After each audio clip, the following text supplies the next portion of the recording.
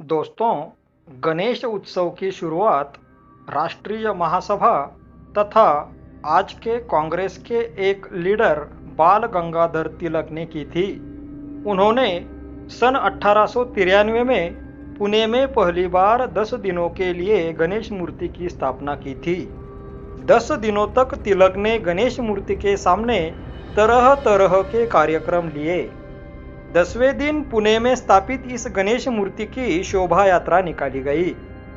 दर्शन सभी के लिए खुला था। एक चमार जाति के व्यक्ति ने मूर्ति को छूकर दर्शन किए। हे भगवान, गजब हुआ!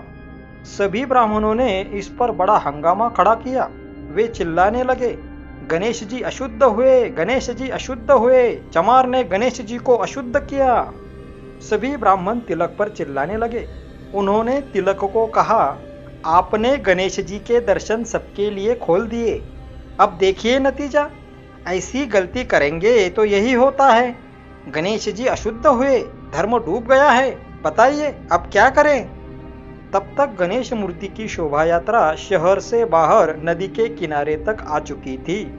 तिलक स्वयं कट्टर मनुवादी ब्राह्मण थे। जात पात, छुआछूत, ऊंच नीच, इन सभी धारणाओं का वे बड़े चाव से पालन करते थे और विशेष रूप से उन लोगों की आलोचना करते थे जो इन कुप्रथा का विरोध करते थे। इसलिए इन मुद्दों पर उनका महात्मा फुले, गोपाल गणेश आगरकर और शाहू महाराज से सार्वजनिक रूप से विवाद था। सामाजिक सुधार की कोई जरूरत नहीं है, ऐसा उनका मानना था। इसलिए जब एक चमार ने गणेश मूर्ति को स्पर्श किया तो तिलक भी बहुत दुखी हुए। यह देखकर कि सभी ब्राह्मण उनसे नाराज है, वह बहुत परेशान हो गए। ब्राह्मणों को शांत करने के उद्देश्य से उन्होंने कहा, कृपया आप चिल्लाएगा नहीं, धर्म को क्यों डुबोने देंगे? ऐसा करते हैं, इस अशुद्ध मूर्ति को ही विसर्जित कर देते हैं। क्या कहते हो? ब्राह्मणों को तिलक की बात कुछ समझ में नहीं आई। उन्होंने कहा, अरे तिलक महाराज, हम समझे नहीं, कृपया थोड़ा विस्तार से समझाइए। तिलक ने कहा, हे ब्राह्मणों, जब भगवान को अर्पण किए फूल सूख जाते हैं, यानी वे निर्माल्य बन जाते हैं, तो हम उनका क्या करते हैं? इस पर ब्राह्मणों ने कहा, क्या करते हैं? पानी में डालते हैं। तिलक ने आगे कहा, जब कोई मूर्ति टूट जाती है, फूट जाती है या खंडित हो जाती है, तो हम क्या करते हैं? ब्राह्मणों ने फिर कहा, पानी में डुबोते हैं। तिलक ने आगे कहा, काशी में किसी तीर्थयात्री की मृत्यु हो जाती है तो उसके साथ क्या किया जाता है? इस पर सभी ब्राह्मणों ने एक सुर में कहा, तो फिर शव को गंगा में प्रवाहित कर दिया जाता है। इस पर ताली बजाते हुए तिलक ने कहा, बस तो हो गया। अछूतों के स्पर्श से ब्राह्मण अगर अशुद्ध हो जाए तो वह ब्राह्मण नहीं रहता, वह शूद्र बन जाता है। अब उसे विकल्प है कि गोमूत्र पिया जाए, लेकिन गणेश मूर्ति तो गोमूत्र पी नहीं सकती। इसलिए हम इस अशुद्ध मूर्ति को विसर्जित कर देते हैं, मतलब पानी में डुबो देते हैं। न रहेगा बांस, न बजेगी बांसुरी। क्या कहते हो? तिलक के इस जालिम नुस्खे से सभी ब्राह्मण खुश हुए और तिलक की सराहना करते हुए तिलक महाराज की जय के नारे लगाने लगे।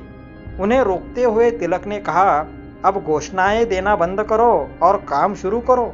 अब और कोई इस पे कोई सवाल खड़ा कराने से पहले जल्दी से इस मूर्ति को पानी में डुबा दो। सभी ब्रह्मवृंदों ने मिलकर उस गणेश मूर्ति को नदी के पानी में डुबो दिया। इस प्रकार उन ब्राह्मणों ने तिलक के नेतृत्व में गणेश मूर्ति का पानी में विसर्जन कर दिया और तब से हर साल गणेश मूर्ति को पानी में विसर्जित करने की प्रथा शुरू हो गई।